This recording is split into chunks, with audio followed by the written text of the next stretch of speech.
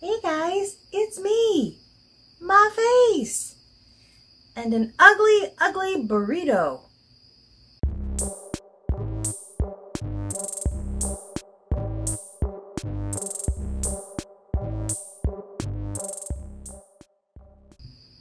Oh, that's absolutely fine. Just walk right over the stitching. It's not, I don't spend any length of time on that or anything. Oh, Dante. Hey guys. As opposed to all the other times I have speculated that this will be a quick video, this will be a quick video. I did not accomplish a whole lot this week. I did have my new start, only one of two. I worked on a couple of things, but the progress is minimal. But a soda thing?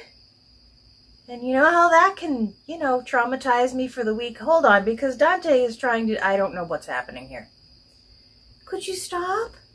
Go, yes, do that. That won't... I'm glad I don't have wine over there. Anyway, I sewed a thing and it was traumatic, but we'll get there. We'll get there. Kara, calling me out in my own comments. I'll get there. But I appreciate your help. So I guess we will just start with everybody's flavor of the week, which is Templar's Prophecy. And it is not lost on me that this is, quite literally, the next Death by Cross Stitch. This is the one that everybody is just losing their minds over. After Death by Cross Stitch came, I think it's called Life After Death. You don't hear anybody talking about that. A few of the ones where she has charted with color are pretty popular, but otherwise, this is the one that seems to have gotten everybody's attention, including me. So I gave it a start, and not a bad start, I have to say. That is actually the width of a page. It's not the height of a page. The page is going to be 4 times that, but hey, I did a, look at that. Look at it. This is Vintage Country Mocha, 36 count, and I'm doing 2/2. The coverage is perfect. I'm so happy with the coverage. It is chunky though. I guess, I feel like maybe I would have been better, not better off, but a 38 I think would have been a very obvious one strand situation. I'm sorry for sniffling. I don't know if it's allergies or what. I will try to cut out as many sniffles as possible. So if I start talking like a ransom note, you'll know why. But I think if I had gone down to, like a 34 or a 32 count, I think 2 strands would have been good coverage, but not fantastic coverage. So I'm going to call this a happy middle ground and be done with it. I do wish I could stitch this a little faster. This is my first time doing like a big pattern on my tablet rather than using a printout. And I'm going to say it's hard, but for right now, it slows me down a little. And I find myself not marking off as often as I would with a piece of paper and a highlighter, which has led to a couple of reverse stitching. I had to pick out a good part of this. I started this literally like 4 times because I did it wrong 4 times because I wasn't paying attention, because I kept thinking, I'll go back and mark them off. I'll go back and mark them off. I didn't go back and mark them off. I did the same chunk twice. It was bad. It was a bad scene. We're fine now. We're fine. You may have also noticed that I have abandoned showing you the back of my work with any sort of regularity because 1, I never did it with any sort of regularity, and 2nd, as pointed out by somebody really, really kindly, ain't nobody cares. Ain't nobody cares. So the next thing I worked on this week is everybody's favorite, Halloween at Hawk Run Hollow. I did, get around here, make sure you can see something. A little more of the Scarecrow's overalls. And that's it. Yeah, that's it. That's all I did. What was I watching when I did this? I think I was watching Ghost Hunters, which is a really good show to stitch by because You can hear what's going on. You don't need to see their every move because, let's face it, there's not a lot happening. And if something really cool does happen, they're going to show it 63 times. Also, it's 2019 and you can just rewind the live television as many times as you want. You're not going to miss anything. It's easy to stitch to. I think they should add that in the program guide. Easy to stitch to. You don't have to watch every frame. I'll send a letter and suggest it. The last thing I stitched on this week was By the Light of the Moon. This was an old freebie from Primitive Needle, which I swear I don't even want to go back and find out how many times I have interchanged the names Primitive Needle and Primitive Hair. So if I tend to say it slowly, I have to look at you when I talk. You'll know why. But I did the witch, and I decided to trade out her hair. Was supposed to be black, but I made it the same orange as the pumpkin. And I'm trying to decide what color to use for her face and her hands because I don't like green witches. I don't see the need of it. So I think I have a Victorian motto picked out, which is something desert browns, desert sands. There's something loud happening next to me that's telling you what it is I did. I don't know what I did, but I think I have settled on that color. We'll find out. Moon hair! Yeah, I didn't start it.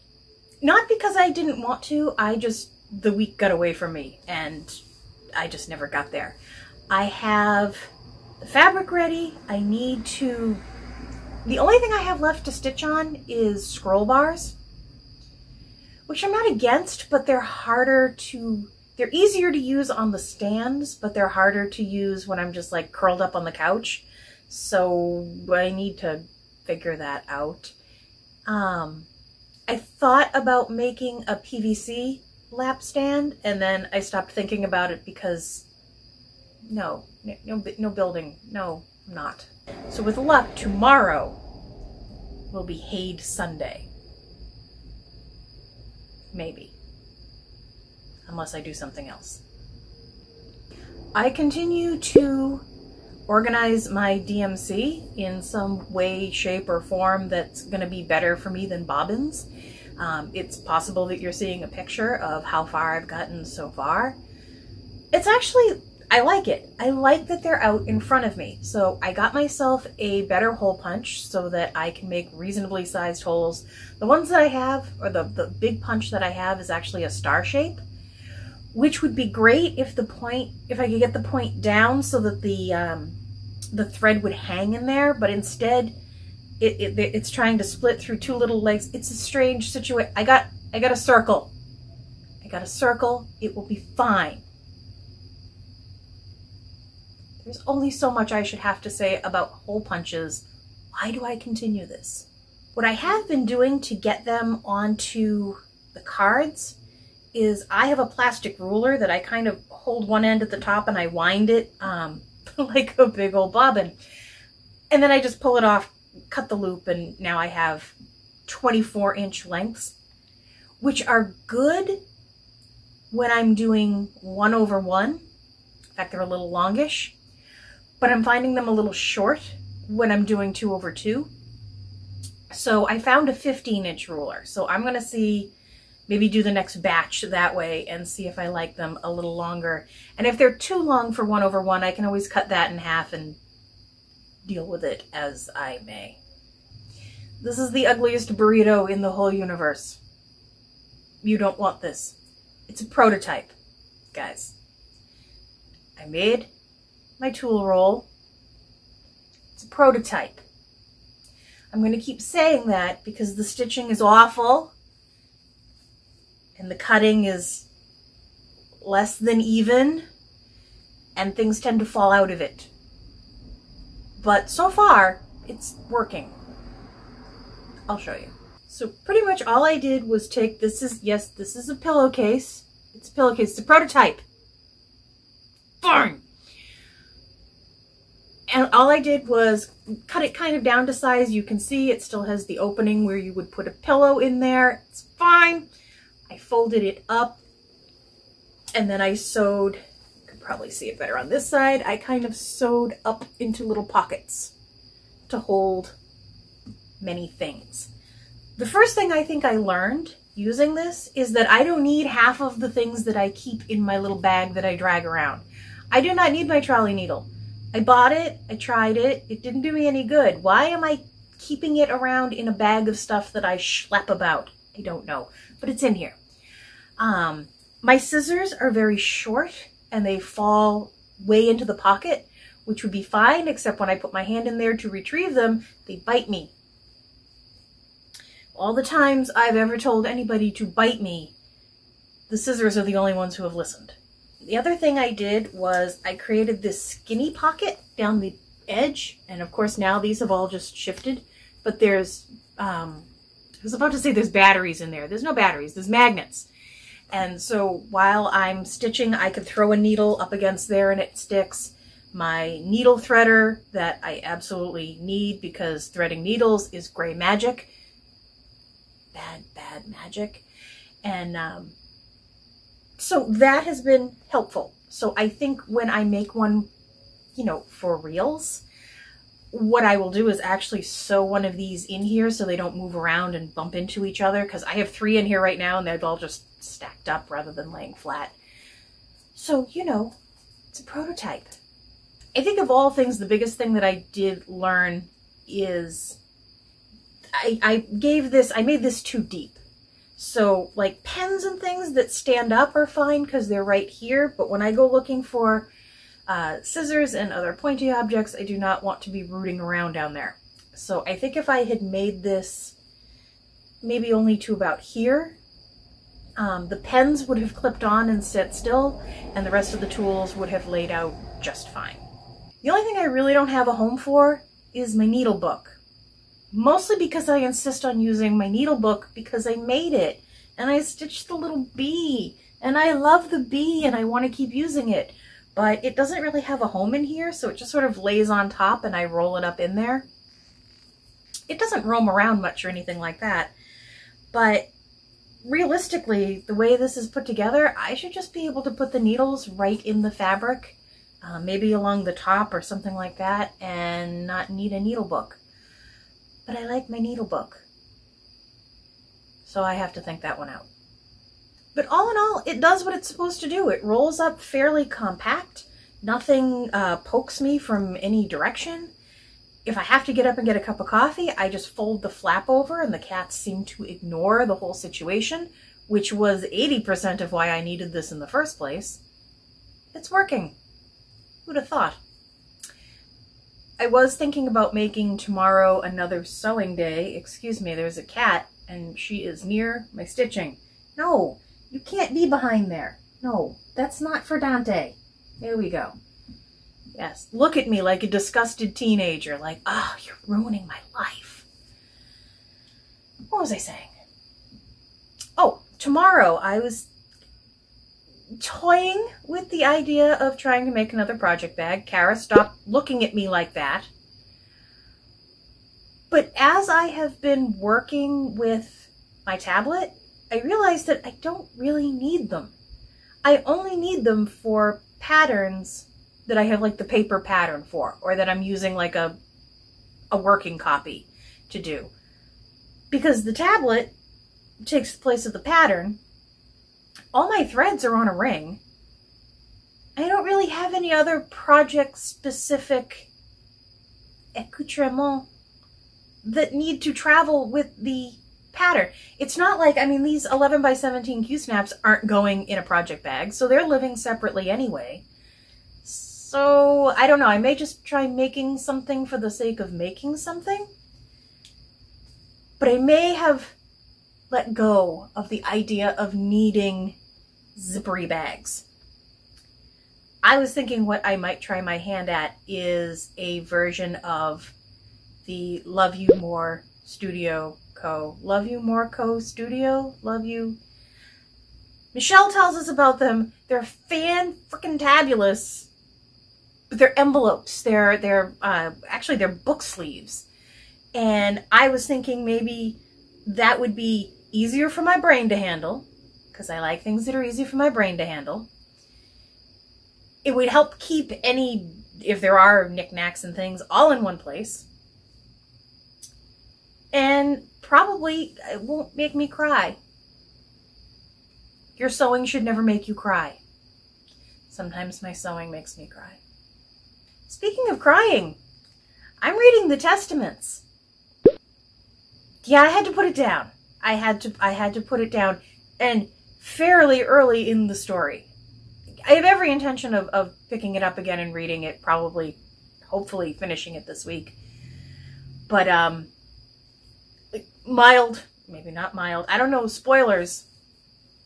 The book itself is about kind of the pre-Gilead, and then what appears to be kind of a post, or a, you know,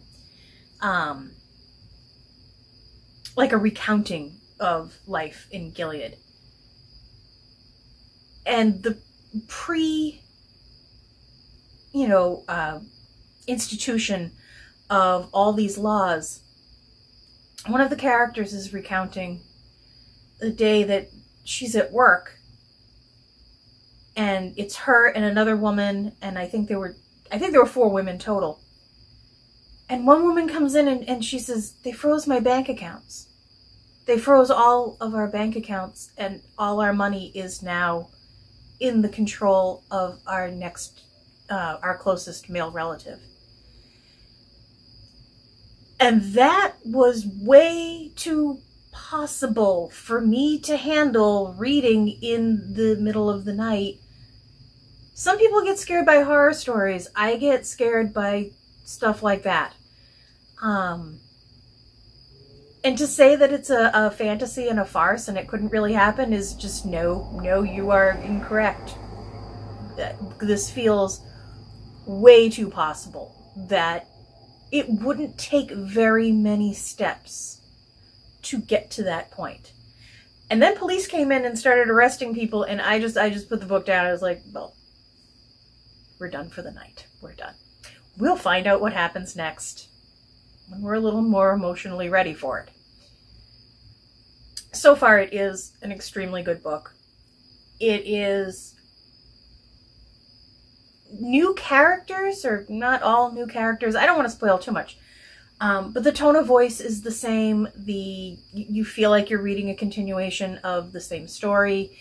I feel like just the parts that I've read so far, if you enjoyed Handmaid's Tale, wait, there's a cat happening again, you will probably enjoy the Testaments, although I will let you know when I can finally open my eyes and start reading again. I think that's about it for this week. See, I didn't fib. This was a short one.